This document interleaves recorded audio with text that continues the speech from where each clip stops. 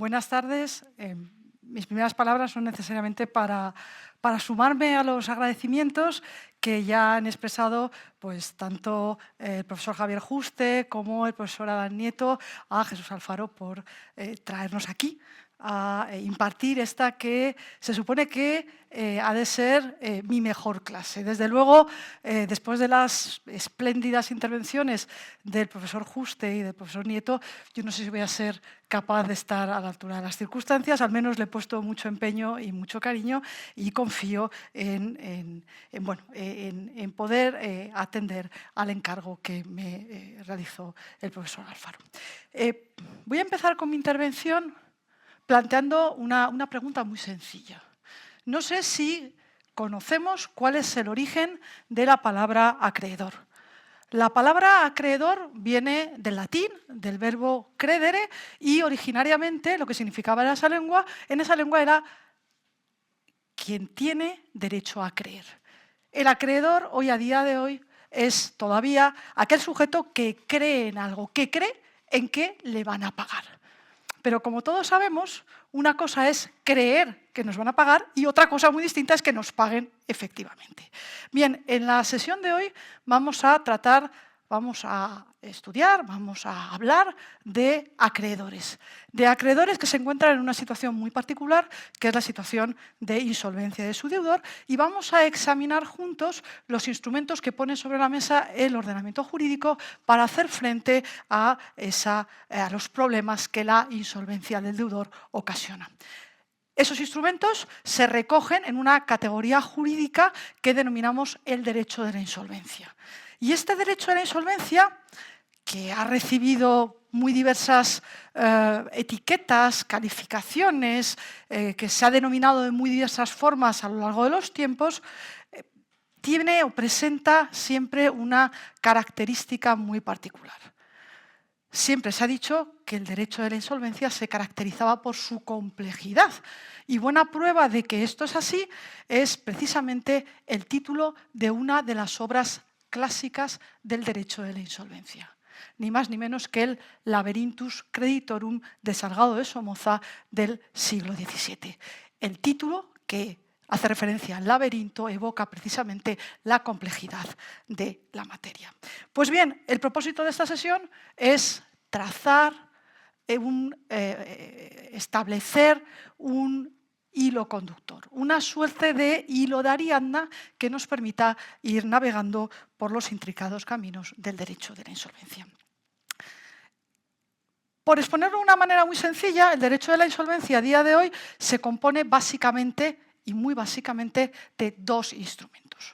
Un instrumento tradicional, que es el concurso de acreedores, un procedimiento judicial que está abierto al tratamiento de la insolvencia de los deudores de cualquier tipo, sean empresarios o no empresarios. Y un procedimiento judicial que tiene dos salidas. El convenio, que permite la reorganización de la empresa, haciendo posible la refinanciación de la deuda contraída con los acreedores, y por otro lado la liquidación, que permite el pago de los acreedores realizando los bienes y derechos que se encuentran en el patrimonio del deudor. Junto a este procedimiento de corte tradicional nos encontramos otro instrumento de entrada muy reciente en nuestro ordenamiento jurídico, que son las reestructuraciones. Las reestructuraciones entran en nuestro ordenamiento en el año 22 como consecuencia de la transposición de la Directiva de Reestructuración e Insolvencia y tienen como antecedente inmediato los acuerdos de refinanciación homologados que irrumpieron en nuestro ordenamiento a raíz de la crisis del 8-13.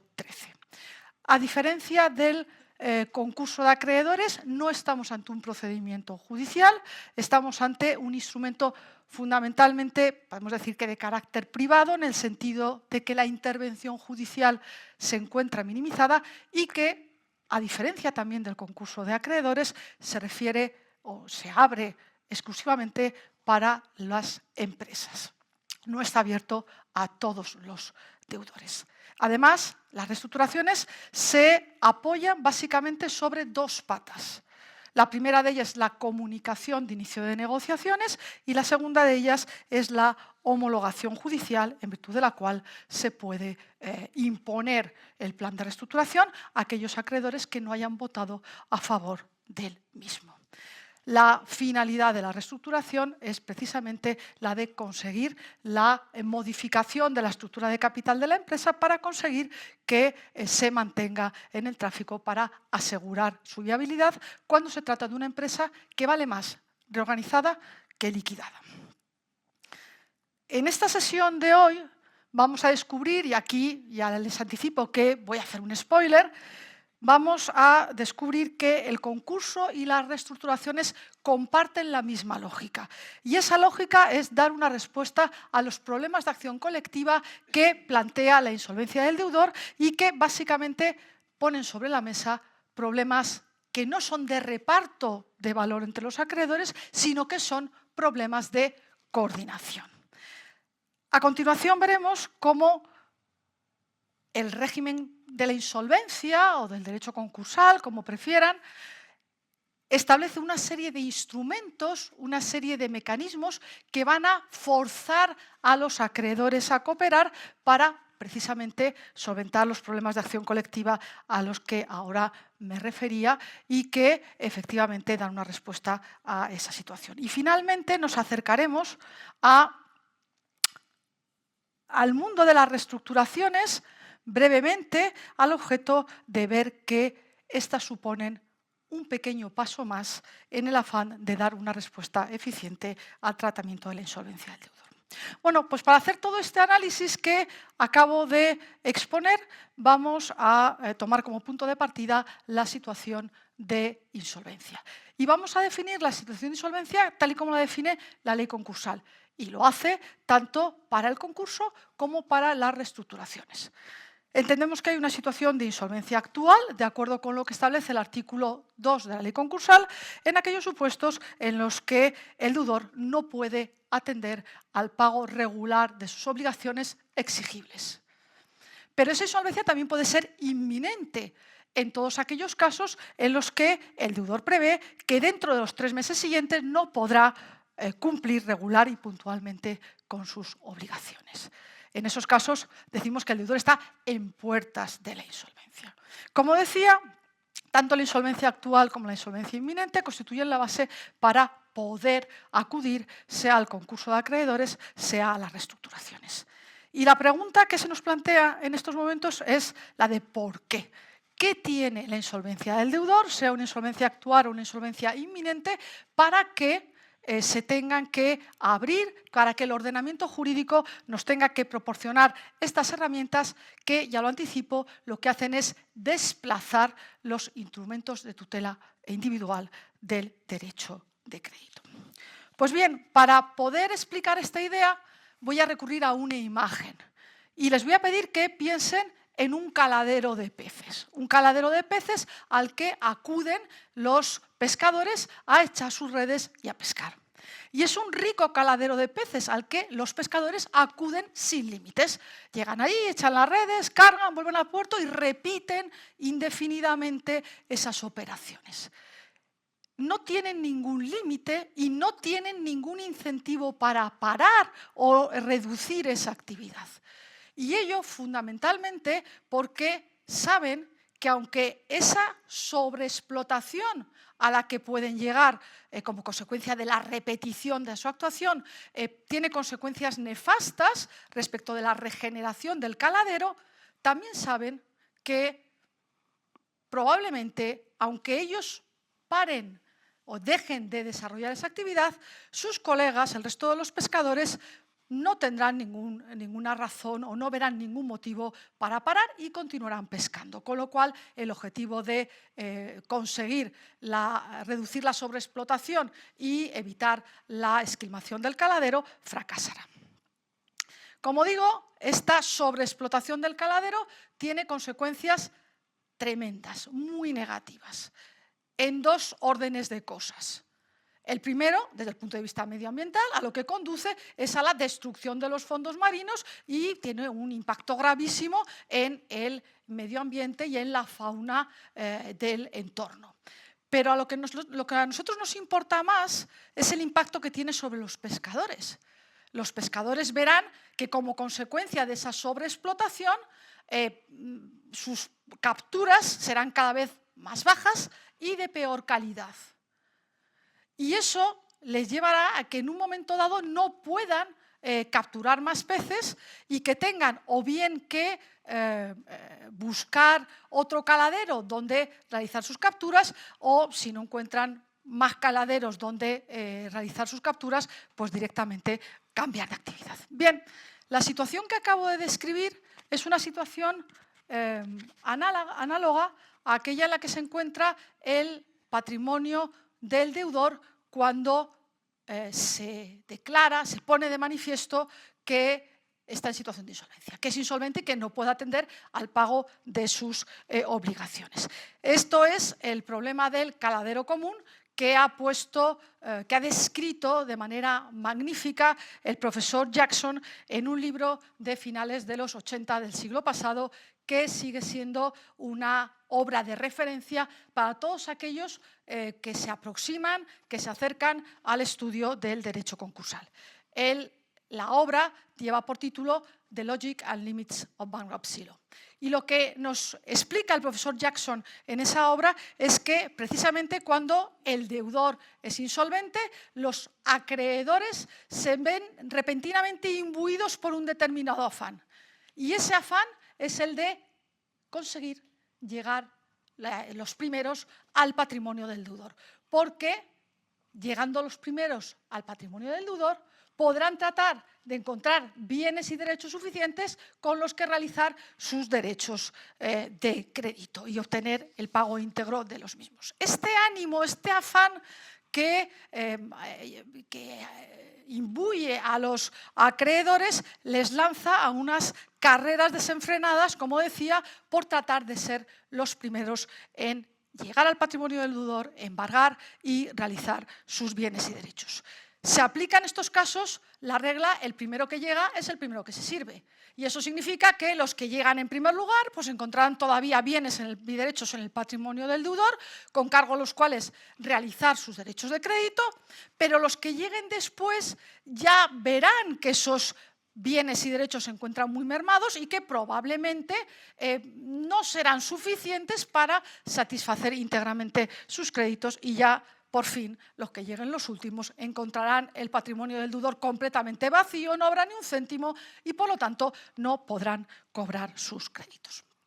Como todos imaginarán, esta situación resulta tremendamente insatisfactoria. Y se resulta tremendamente insatisfactoria básicamente por dos motivos. De un lado, desde el punto de vista de los acreedores. Lo que estamos viendo en esta descripción, en esta imagen, es que hay acreedores que cobran íntegramente sus créditos y otros acreedores que, a pesar de los esfuerzos que han realizado, no llegan a obtener ningún valor con el que satisfacer sus derechos de crédito. Y que cobren o que no cobren depende de circunstancias tan diversas como pues que el acreedor sea más ágil o que tenga una mayor capacidad de vigilancia del patrimonio del deudor y de la situación en la que se encuentra este, o que sea más amigo del deudor y le haya pasado información acerca de cómo se va deteriorando su situación patrimonial. Pero este no es el único problema. Tenemos un segundo problema derivado de este dilema del caladero común. Y el segundo problema tiene que ver con las consecuencias que plantea, que suscita esta realización desagregada de los bienes y derechos que se encuentran en el patrimonio del deudor. En efecto, en el modelo que estamos exponiendo, lo que vemos es que los acreedores llegan al patrimonio del deudor, embargan bienes y derechos, los realizan y tratan de cobrarse lo que puedan. Pero claro, eso supone una realización singular de los bienes y derechos. Sin embargo, en ocasiones, en no pocas ocasiones, lo que genera más valor, la solución más valiosa, es la que consiste en mantener agregado ese conjunto de bienes y derechos. Y precisamente estos comportamientos individuales, que me atrevo a calificar aquí de comportamientos egoístas de los acreedores particulares, los acreedores del deudor, pues a lo que conducen es al desmembramiento de esa unidad que vale más como conjunto de bienes y derechos agregados que desagregados. De ese proyecto empresarial que vale más como conjunto de bienes y derechos agregado que desagregado. Claro, esto tiene consecuencias muy perniciosas. Por una parte, se está optando por una solución, la liquidación de bienes y derechos, que arroja un resultado menos valioso que el mantenimiento de ese conjunto agregado y su reorganización. Y eso se traduce en que los acreedores cobrarán menos y, por lo tanto, verán satisfechos en menor medida sus derechos de crédito. Y, por otro lado, el segundo problema que se plantea es que se destruye valor en términos de hacer desaparecer un conjunto, un agregado de bienes y derechos que, como decía hace un instante, vale más de manera conjunta, de manera reorganizada, que de manera desagregada. Todo lo que acabo de señalar pone de manifiesto el problema que está detrás de las situaciones de insolvencia de un deudor. Es lo que denominamos un problema de acción colectiva. Esto significa que los acreedores, cuando siguen su impulso individual, cuando siguen una conducta racional, la que cabe esperar de ellos, que es que traten de maximizar su interés individual, consigan resultados altamente ineficientes. El resultado es que unos cobran a costa de los otros y el otro resultado negativo es que se destruye valor para la sociedad en la medida en que desaparecen esas empresas, esos conjuntos de bienes y derechos que son valiosos, que tienen un valor neto positivo y que merecería la pena conservar. Pues bien, la entrada en escena del derecho de la insolvencia se explica precisamente para salvar esta situación, para dar respuesta a esta situación y forzar a los acreedores a cooperar para evitar que con sus comportamientos individuales puedan producir tamaños desastres. Bien. En concreto, la cooperación a la que debe forzar a los acreedores el derecho de la insolvencia permite que los acreedores tomen las decisiones de cómo explotar ese conjunto de bienes y derechos que es el patrimonio del deudor de una manera eficiente. ¿Y esto qué significa? Pues que tomen esas decisiones como lo haría un único dueño. El único dueño es el que es capaz de decidir por sí mismo de qué forma, de qué modo se consigue explotar esos bienes para que generen el máximo valor. Pues eso precisamente ese es precisamente el objetivo que persigue el derecho concursal, el de forzar a cooperar a estos acreedores para que se comporten como un único dueño y puedan decidir cuál es el modo, la forma de explotar ese conjunto de bienes y derechos que hace máximo su valor. Y esto es importante porque cuando el valor del patrimonio insolvente se hace máximo, se hacen también máximos el valor conjunto de los derechos de crédito que tienen que realizarse sobre el mismo. Voy a poner un pequeño ejemplo numérico para ilustrar esta idea. Supongamos por un momento que tenemos el patrimonio de un deudor insolvente que, realizado por partes, realizado de manera desagregada, arrojó un valor de 100. Y tenemos 10 créditos con un nominal de 50. Si repartimos esos 100 entre los 10 créditos, lo que recibirán los acreedores al final del día es 10, que es una cantidad sensiblemente inferior al 50 del nominal de su derecho de crédito.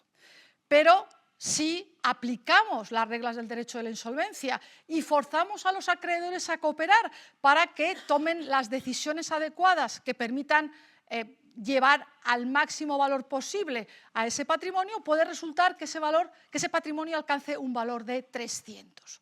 Pues bien, ese valor de 300 será el que se distribuya entre todos los acreedores que a partir de ese momento pasan a cobrar no 10, sino 30, que todavía no llega al 50 del nominal del derecho de crédito, pero que es una cantidad ya más respetable, más digna de consideración. Bien.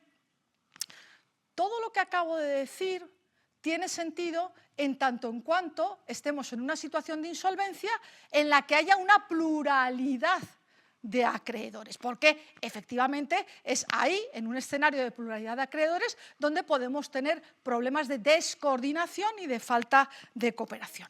En cambio, cuando tenemos un único acreedor, estos problemas no se plantean. Y por lo tanto, en escenarios de un único acreedor, en principio no está justificado que debamos recurrir a las herramientas del derecho de la insolvencia. Esto se aprecia particularmente bien cuando repasamos el régimen del concurso de acreedores. Y en concreto, si echamos un vistazo al artículo 465, regla segunda de la ley concursal, veremos que existe una causa de conclusión de este procedimiento judicial del concurso de acreedores, que es el hecho de que de la lista definitiva de acreedores resulte que solo existe un único acreedor.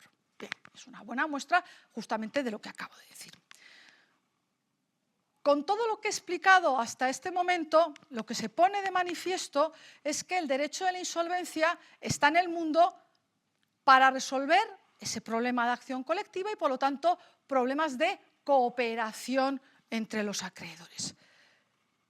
Pero su propósito no es, y no ha de ser, el de ordenar el reparto del valor existente en el patrimonio del deudor. Ojo, que no quiero decir que en el concurso o en las reestructuraciones no se reparta valor. Sería una insensatez por mi parte llegar aquí y decir que no se reparte valor cuando de hecho esto es lo que pasa todos los días.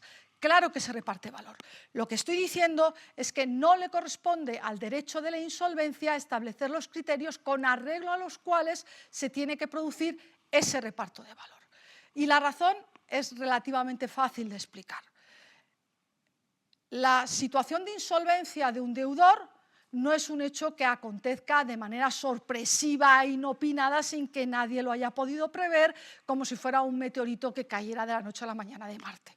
Al contrario, es una situación perfectamente previsible. Y tan previsible es que los acreedores, al tiempo de contratar, lo que hacen es tomar en consideración esa circunstancia y ajustar su relación con el deudor precisamente a la vista de ese riesgo y de esa circunstancia.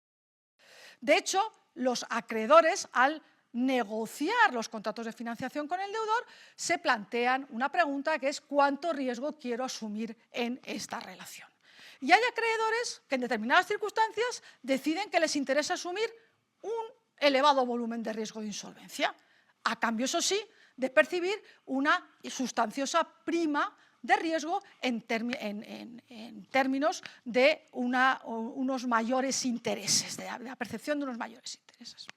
Pero, en cambio, hay otros acreedores que, por las razones que sean, prefieren protegerse frente a ese riesgo e incorporar un menor volumen de riesgo de insolvencia en esa operación. Y, por lo tanto, reclaman de los deudores el otorgamiento de garantías, del tipo que sean, para protegerles frente al riesgo de insolvencia, a cambio también de exigir una menor prima de riesgo, una menor rentabilidad, unos menores intereses. Pues bien, lo que están haciendo los acreedores y el deudor en estas operaciones es configurar el valor de sus derechos de crédito en la situación de insolvencia. Lo que están haciendo es determinar cómo quieren ser tratados o cómo quieren que se les pague cuando el riesgo del que estamos hablando, el riesgo de insolvencia, deviene realidad. Por eso, lo que debe hacer el derecho de la insolvencia, y en buena medida hace, es reconocer como reglas de reparto aquellos ajustes de riesgo y rentabilidad que hicieron acreedores y deudor ex ante, es decir, antes de que aconteciera, antes de que se verificara el riesgo de insolvencia. De este modo, aquellos acreedores que prefirieron protegerse frente al riesgo de insolvencia y pagaron en términos de menor rentabilidad la obtención de garantías, deberán asegurarse los primeros puestos en lo que llamamos el orden de prelación concursal. Mientras que, por el contrario, aquellos acreedores que prefirieron arriesgar y, por lo tanto, asumir mayor volumen de riesgo, una mayor exposición a la insolvencia y cargaron una prima de riesgo por ello, cuando acontece la insolvencia deben ocupar los puestos más bajos en ese orden de prelación de créditos que se establece en el concurso. Y es que eso es así. Precisamente la prelación concursal, que se recoge en nuestra ley en los artículos 270 a 284, precisamente recoge una jerarquía o prelación de créditos que viene en lo sustancial a reflejar esos ajustes entre riesgo y rentabilidad. Y además, ese régimen de prelación de créditos incorpora una regla que ahora conocemos como la regla de prelación absoluta, de prioridad absoluta, que lo que hace es ordenar que no puedan pagarse los créditos ubicados en los rangos inferiores hasta que no hayan sido íntegramente satisfechos aquellos créditos que se encuentran en los rangos superiores. Esto que acabo de decir para el concurso se aplica igualmente al ámbito de la reestructuración. En el ámbito de las reestructuraciones sabemos que se ubican en clases separadas créditos con rangos distintos.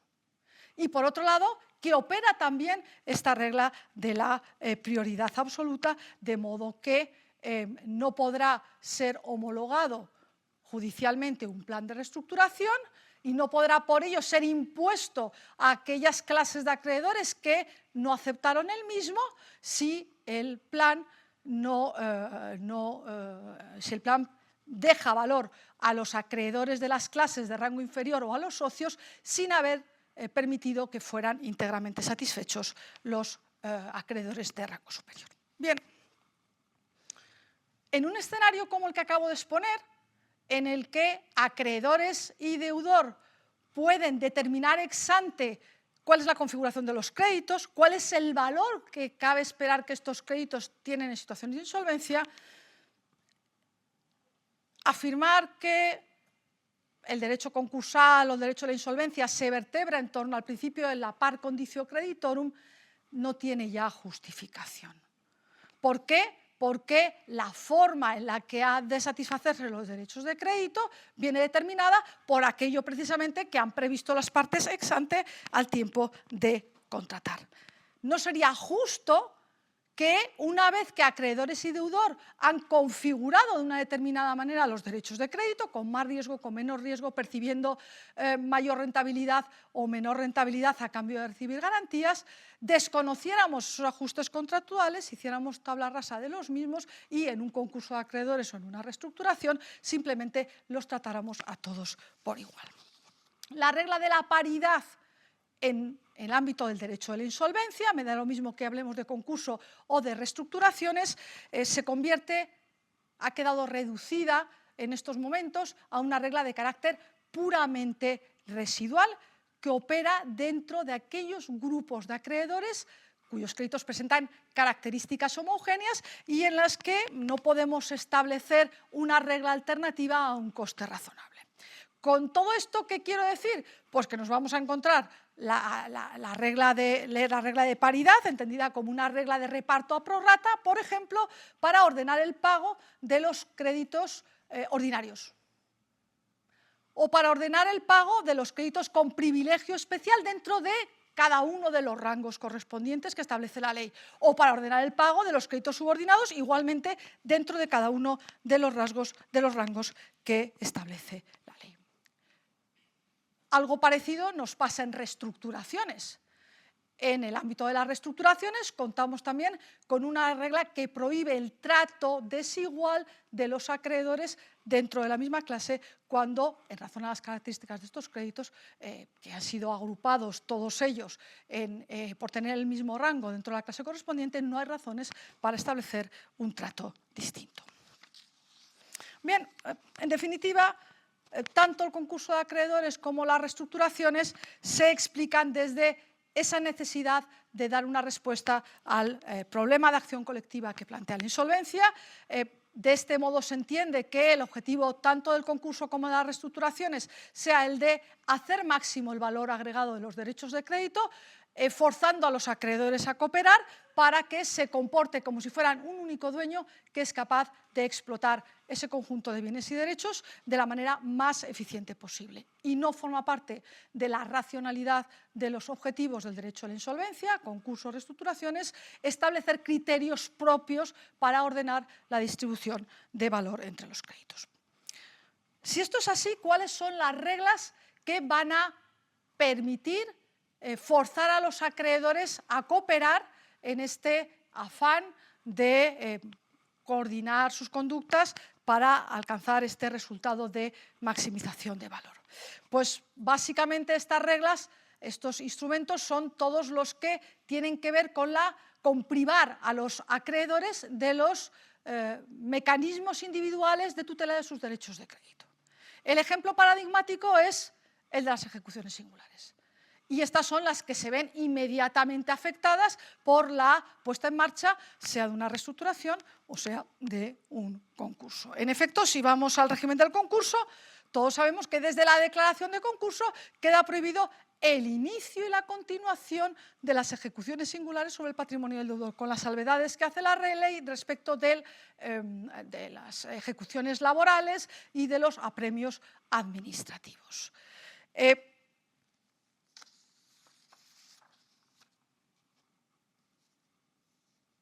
Además, algo similar sucede en el caso de la reestructuración. Como consecuencia de la comunicación de inicio de negociaciones, es posible obtener la paralización de las ejecuciones singulares sobre el patrimonio del deudor, sobre determinados bienes y derechos, los bienes y derechos que son necesarios para la continuidad de la actividad empresarial y profesional del mismo. Es cierto que la ley permite, en el artículo 602, permite extender a la paralización de ejecuciones a aquellos bienes y derechos que no sean necesarios para la continuidad de la actividad empresarial o profesional del deudor, cuando aquello sea preciso para asegurar el buen fin de la reestructuración. Por lo tanto, primer instrumento, la paralización de las ejecuciones singulares, tanto en concurso como en reestructuraciones, en los términos que acabo de señalar. Pero esta solución se extiende también al caso de las garantías reales.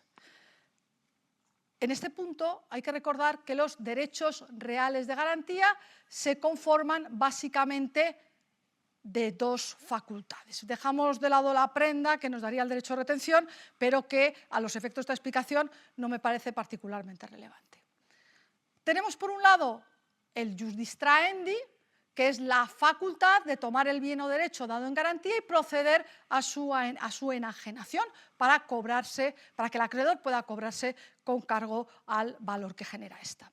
Y tenemos por otro lado el jus prelationis. Y este jus prelationis es el derecho de exclusiva que tiene el acreedor, el derecho a apoderarse que tiene el acreedor de ese valor.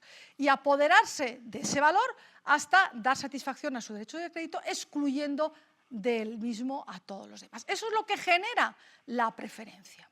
Pues bien, si somos coherentes con lo que he afirmado anteriormente, que el derecho a la insolvencia no altera la configuración de los derechos de crédito que le dan los acreedores ex ante, es decir, antes de que acontezca la propia insolvencia, el resultado tendría que ser que ambas facultades quedan perfectamente reconocidas en los procedimientos concursales, en las reestructuraciones.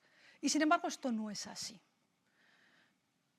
En el concurso no hay ninguna dificultad para reconocer ese mejor derecho de cobro que se deduce, que se sigue del jus prelationis. De hecho, los acreedores con garantía real se ubican en los primeros rangos de la prelación concursal en la categoría de los créditos con privilegio especial. Pero la cuestión es distinta cuando lo que estamos hablando es del jus distrahendi.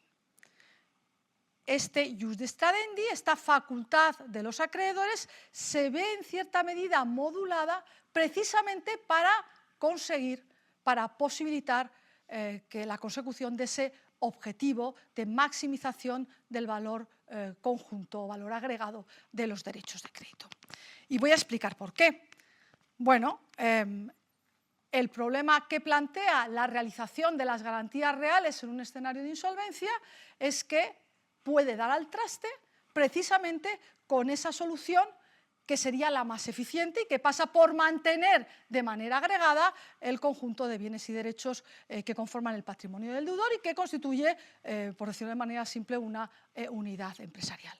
Si el acreedor que tiene constituida una garantía real sobre la nave la ejecuta para cobrarse, habrá satisfecho su interés individual, pero al mismo tiempo habrá dado al traste con todas las posibilidades de reestructurar la empresa que pasaban por mantener la propiedad, por mantener dicha nave.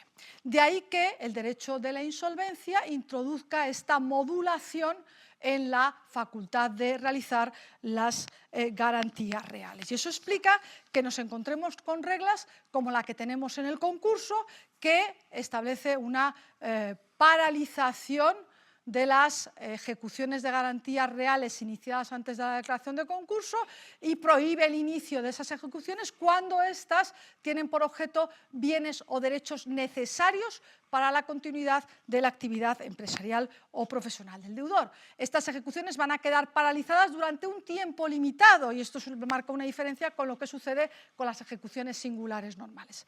Tiempo limitado que nos dice la ley que es desde la declaración de concurso hasta la vigencia del convenio o en su caso hasta que transcurra un año sin que se haya abierto la fase de liquidación. En el caso de las reestructuraciones, como consecuencia de la comunicación de inicio de ejecuciones, perdón, de comunicación de inicio de negociaciones, también nos vamos a encontrar con una situación en la que se prohíbe que continúen, y solo se prohíbe que continúen, las ejecuciones iniciadas sobre bienes y derechos que sean necesarios para la continuidad de la actividad empresarial o profesional del deudor. Esta paralización, al igual que sucedía con las ejecuciones singulares en el caso de las reestructuraciones, se extiende por 3 meses y es prorrogable por otros 3. Llegados a este punto de la intervención, una vez que hemos visto cuál es la lógica del concurso y de las reestructuraciones, de estas piezas del derecho de la insolvencia, y una vez que hemos repasado cuáles son los instrumentos que proveen para forzar a los acreedores a cooperar y conseguir este resultado que maximiza que tiene por objeto maximizar el valor del patrimonio del deudor y con ello el valor conjunto de los créditos, vamos a acercarnos brevemente al ámbito de la reestructuración para dar respuesta a una pregunta, la pregunta del ¿por qué? ¿Por qué el derecho de la insolvencia, en lugar de darnos un solo instrumento, nos da 2, el concurso y las reestructuraciones, para hacer frente a una misma problemática? Este problema que ya he explicado antes, el problema de acción colectiva que resulta de la insolvencia. Y la respuesta también es una respuesta relativamente fácil de explicar. Las reestructuraciones constituyen una vuelta de tuerca más en el tratamiento de las situaciones de insolvencia del deudor. Tratan de aumentar la eficiencia de la respuesta a ese problema que planteábamos con anterioridad. Y tratan de hacerlo por 2 vías. Por una parte, porque amplían el grupo de casos que son tratables a través de la reestructuración. ¿Y cómo lo hacen? Contemplando una situación más. No solamente se abordan a través de las reestructuraciones, se pueden abordar a través de las reestructuraciones las situaciones de insolvencia actual o inminente, sino también la probabilidad de insolvencia, que se define en la ley concursal, en el artículo 584, como aquella situación en la que es objetivamente previsible que el deudor no pueda cumplir regularmente sus obligaciones que venzan en los próximos 2 años. Lo que se hace de este modo, lo que se hace al introducir junto a la insolvencia actual y la insolvencia inminente la probabilidad de insolvencia es anticipar el momento en el que se puede empezar a tratar el problema de las dificultades financieras de la insolvencia del deudor y así facilitar que puedan mantenerse en el mercado empresas que tienen un valor neto positivo, empresas que son valiosas, empresas en definitiva que son viables. Este es el primer punto. Pero el segundo punto tiene que ver con los costes asociados a los procedimientos concursales tradicionales. El concurso de acreedores se ha revelado como un procedimiento extraordinariamente costoso. Y el hecho de que sea muy costoso tiene consecuencias muy importantes respecto de la posibilidad de que los acreedores satisfagan sus derechos de crédito y que se pueda cumplir ese objetivo de maximizar su valor agregado. ¿Por qué? Porque esos costes se van comiendo el valor que tenemos en el patrimonio del deudor insolvente y, por lo tanto, reducen la cuota de recuperación de los acreedores. Estos costes son de muchos tipos. Tenemos costes asociados a la administración y gestión del procedimiento. Estoy pensando típicamente en los honorarios del administrador concursal, que han de detraerse del patrimonio del deudor insolvente antes de pagar un céntimo a los demás acreedores. Pero también tenemos costes reputacionales, costes que tienen que ver con el hecho de que desde el momento en que se declara el concurso se ve dañada, afectada la reputación del deudor, que va a tener desde ese momento muchas dificultades para conseguir financiación o va a perder oportunidades de negocio, y son pérdidas que afectan negativamente al valor del patrimonio del deudor. En tercer lugar, también vamos a tener costes en términos de tiempo. Los procedimientos el concurso es un procedimiento judicial que se extiende enormemente en el tiempo y durante todo ese tiempo la empresa va languideciendo y se van deteriorando y se va perdiendo valor.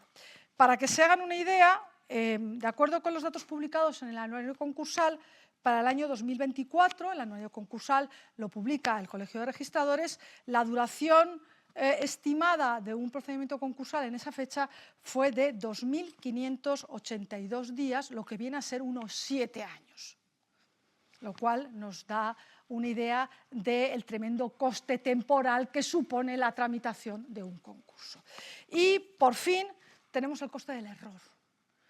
El error que se puede producir en este procedimiento en un escenario como el que acabo de describir, en el que pues se termina optando por liquidar al objeto de cobrar lo antes posible, se termina optando por liquidar bienes y derechos de un patrimonio que en realidad valdría más de manera agregada y manteniéndose como una empresa reorganizada en el tráfico. Pues bien, todos estos problemas son los que trata de afrontar las reestructuraciones, introduciendo mecanismos mucho más ágiles que el concurso, mecanismos fundamentalmente de carácter privado en los que está minimizado el rol del juez y donde quienes adquieren el rol protagonista son los acreedores, que son en definitiva los que tienen algo que ganar y que perder como consecuencia de las decisiones que toman. En ese sentido, se ha dicho que las reestructuraciones suponen un cambio de paradigma en lo que se refiere al tratamiento de las situaciones de insolvencia. Las reestructuraciones así lo que hacen es posibilitar la reorganización de empresas valiosas, modificando su estructura de capital para hacerlas viables. Y para ello lo que se hace a través de los instrumentos a los que me acabo de referir, que son básicamente la comunicación de inicio de negociaciones y la homologación judicial, es establecer un marco en el que el deudor puede alcanzar de manera espontánea un acuerdo con un grupo de acreedores al objeto de sacar adelante a la empresa. Ese acuerdo entre los acreedores en principio podrá tomarse por mayoría y después se podrá imponer a los acreedores que no lo hayan aceptado a través de la homologación judicial. Para facilitar las negociaciones y la adopción del acuerdo, se puede comunicar al juzgado el inicio de las mismas y eso determinará la paralización de las ejecuciones singulares en los términos que he tenido ocasión de exponer con anterioridad. Por cierto, el grupo de intereses afectados no viene determinado por la ley, como sucede en el concurso, que es un procedimiento universal. Todos los acreedores que tienen créditos nacidos con anterioridad a la fecha de declaración de concurso quedan necesariamente sometidos al procedimiento. Aquí no. El perímetro de acreedores afectados, de intereses afectados, va a venir determinado por los proponentes del plan. Y el rol del juez se limita a, por una parte, comprobar que concurren las circunstancias que habilitan el recurso de estos instrumentos en términos de que se dé alguna de las situaciones de insolvencia que he mencionado, insolvencia probable, inminente o actual, así como que el proyecto empresarial, que la empresa sea viable y, por otro lado, el juez ha de controlar al objeto de proceder a la homologación que se satisfacen, que se cumplen las reglas de reparto. y las reglas de reparto que se prevén en el caso de la reestructuración son las reglas del mejor interés de los acreedores, de tal manera que los acreedores no van a recibir menos valor en reestructuración de lo que recibirían en liquidación, la regla de paridad de trato entre los acreedores dentro de una misma clase, a la que ya me he referido, la regla de interdicción del sacrificio desproporcionado, así como la regla de la prioridad absoluta y, por fin, la regla de interdicción la regla de prohibición de trato desigual entre clases de acreedores del mismo rango. Por cierto, las reestructuraciones, y esto ya es lo último que diré respecto de las mismas, van a permitir, en el caso de las grandes y medianas empresas, cambios de control en las mismas. Cambios de control corporativo. ¿Y qué es lo que quiero decir? Pues lo que quiero decir es que los planes de reestructuración van a permitir en estos supuestos que los acreedores adopten medidas de capitalización de la deuda o incluso operaciones acordeón que les van a permitir tomar el control de la sociedad, desplazando a los antiguos socios. Y es más, tratándose de situaciones de insolvencia actual o inminente, estas medidas de reestructuración van a poder ser impuestas a los socios en contra de su voluntad, puesto que en esos casos entendemos insolvencia actual o insolvencia inminente que ya no tienen valor en el patrimonio del deudor y por lo tanto no está justificado que puedan vetar ese tipo de operaciones. Para ir acabando ya, entender la lógica del concurso y la lógica de las reestructuraciones es importante para poder navegar a través de estos instrumentos que nos permiten hacer frente a los problemas que plantea la insolvencia del deudor. Pero también es importante para poder separar lo que es genuinamente derecho a la insolvencia o derecho concursal de aquello que no lo es. Y digo esto para llamar su atención respecto de la naturaleza de un instrumento que cada vez deviene más popular al hilo del estudio de la insolvencia del deudor y que, sin embargo, no puede considerarse como una parte real del derecho de la insolvencia porque no responde a esa lógica de maximización a la que vengo refiriéndome a todo lo largo de mi intervención. Estoy hablando del beneficio de exoneración del pasivo insatisfecho. Este beneficio se reconoce a los deudores personas naturales que, que una vez que pasan por el concurso de acreedores y una vez que han conseguido pagar a sus acreedores en alguna medida, sea como consecuencia de la liquidación de sus bienes o sea a través o como consecuencia de un plan de pagos, pueden liberarse de la parte de la deuda que no haya sido íntegramente satisfecha. Pues bien, aunque se vincula al concurso, y no solamente en nuestro ordenamiento jurídico, sino en todos los que aparece esta figura, no estamos ante un instrumento de derecho a la insolvencia propiamente dicho. Se vincula al concurso única y exclusivamente porque es necesario apurar el patrimonio del deudor para saber hasta qué punto van a poder cobrar los acreedores, pero nada más. Responde este instrumento a una lógica muy distinta, que es una lógica que, entre comillas, podríamos denominar una lógica social, un afán de preservar el capital humano y los incentivos para continuar siendo productivos en la sociedad, pero esto es una cuestión cuyo análisis habrá que dejar para otra sesión. Muchísimas gracias.